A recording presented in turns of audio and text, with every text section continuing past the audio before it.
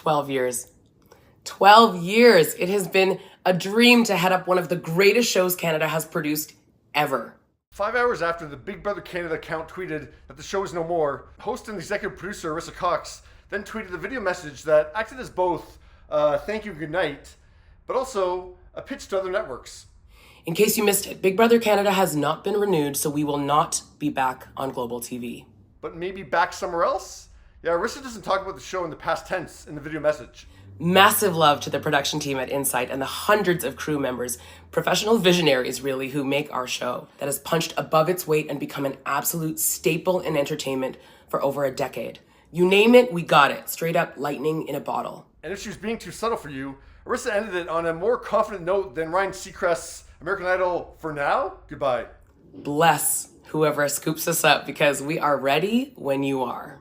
So we'll see if this happens, but I mean, for every Arrested Development or Magnum PI, the new version, or 911, there's hundreds of shows that wanted to be resurrected but weren't. But granted, Big Brother Canada has been evicted and come back again before.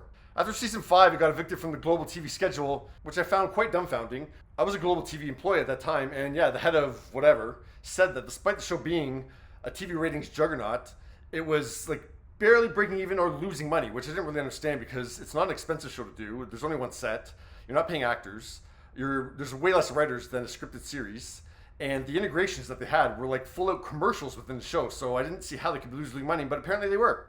We have this tiny population relative to the literal and figurative giant to the south of us, and over the years it's been really important for us to find ways to share and promote our people and our stories and differentiate us in a by Canadians for Canadians way. I'm actually going to disagree with Arisa there, because Big Brother Canada wasn't a Canadian show in a stereotypical sense.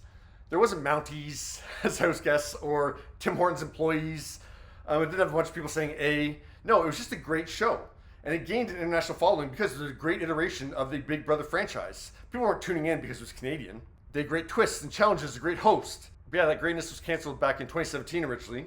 And then the international outcry was so great that the network figured out a way, I guess, to make the show profitable, at least not lose money on it.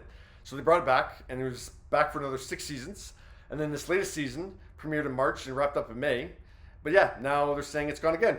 So Chorus Entertainment, who's the parent company of Global TV, said in a statement yesterday, cited audience trends, available support from sponsors and advertisers, and production and licensing costs as the reasons the show wasn't coming back. But yeah, it wasn't profitable. Now, the show might have cut into its audience online at least this past season. I'm going to be honest, it was heartbreaking for us when the network pulled the feeds and fundamentally changed the nature of how we experienced the show. Yeah, before season 12 launched, Chorus announced that 24/7 live feeds would not be available anymore. Instead, they would post a daily segment called Digital Dailies, which would be, highlight reel of what happened in the house over the last 24 hours. They said in the statement that the move was to ensure we operate with the utmost duty of care and prioritize the mental health and well-being of the house guests and their family members. Reality is they wanted to protect themselves and avoid having someone, say on broadcast something racist or homophobic or sexist, which has happened several times across the Big Brother franchise. We fought for them. I fought for them.